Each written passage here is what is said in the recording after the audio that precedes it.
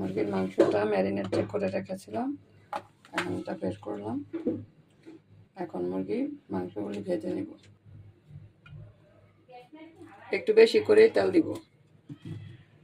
গরম মশলাগুলি দিয়ে দিলাম।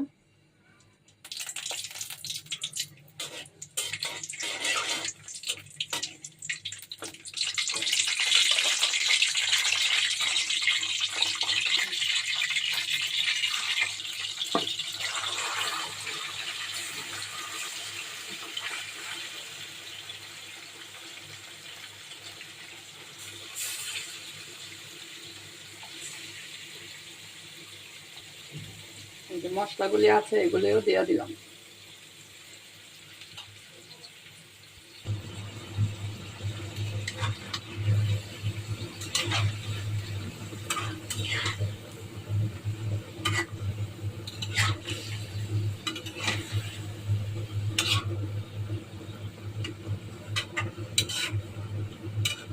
এটা অল্প আছে, ঢাইকা অল্প আছে, আমি কষা কষা রান্না করবো, ভাজা ভাজা করবো গোশগুলি পুরোটা। ঢেকে দিচ্ছি, আর চুলার আঁচটা একদম ধিমা করে দিব।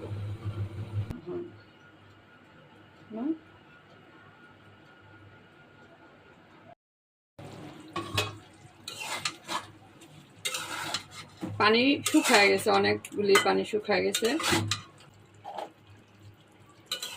ভাজা ভাজা হয়ে গেছে, খুব সুন্দর ঘ্রাণ বের হয়েছে, খুব সুন্দর।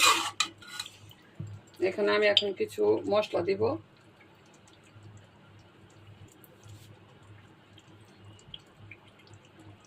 এটা দিয়ে দিলাম একটু মুরগির যে মশলাটা আছে, চিকেন মশলা যেটা, সেটা একটু এখান থেকে দিয়ে দিলাম, হাফ চামচের মতো।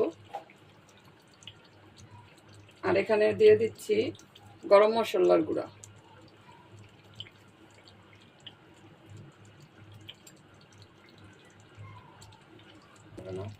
হ্যাঁ,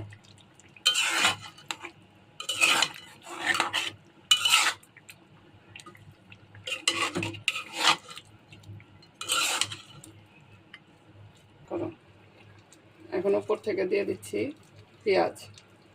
এখানে 1 কাপ পরিমাণ পেঁয়াজ আছে। পেঁয়াজটা কিন্তু ভাজা ভাজা হবে না, সিদ্ধ হবে। এখন আমি নাড়াচাড়া করব না, এটা ঢেকে রেখে দেব। আমি একটু আঁচটা বাড়িয়ে দিয়েছি, আর এখন আমি পেঁয়াজগুলি ভালো করে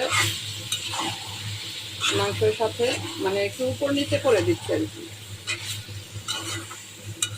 যেন পেঁয়াজটা তাড়াতাড়ি গলে যায়। কারণ মাংস তো গলে গিয়েছে, পেঁয়াজটা কিন্তু গলবে না, পেঁয়াজটা শুধু সেদ্ধ হবে, একদম ঝোলের সাথে মিশে যাবে না।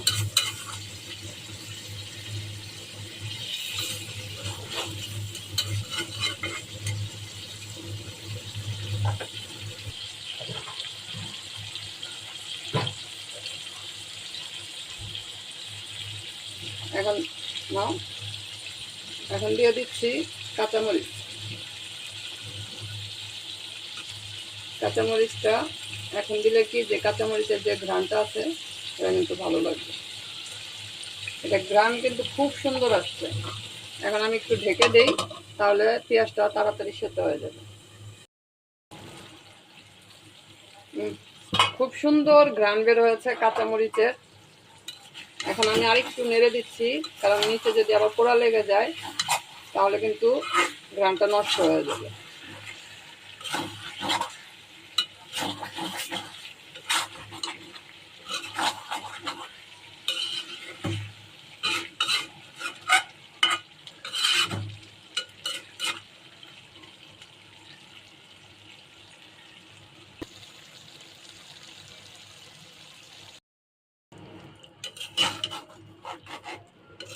পেঁয়াজগুলিও গলে গেছে, আর রান্নাটা কিন্তু হয়ে গেছে।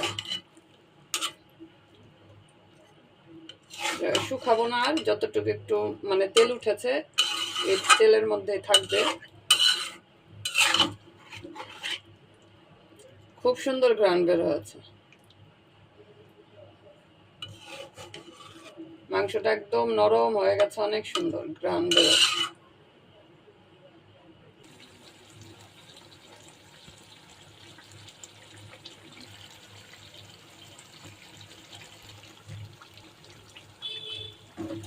গেছে, এখন চুলাটা আমি অফ করে দিচ্ছি।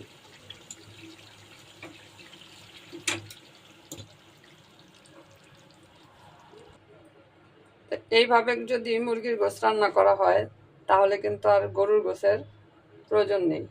তো এটা কিন্তু আপনারা পোলাও দিয়ে বেশি ভালো লাগবে, তবে ভাত দিয়ে পরোটা দিয়েও খাওয়া যাবে।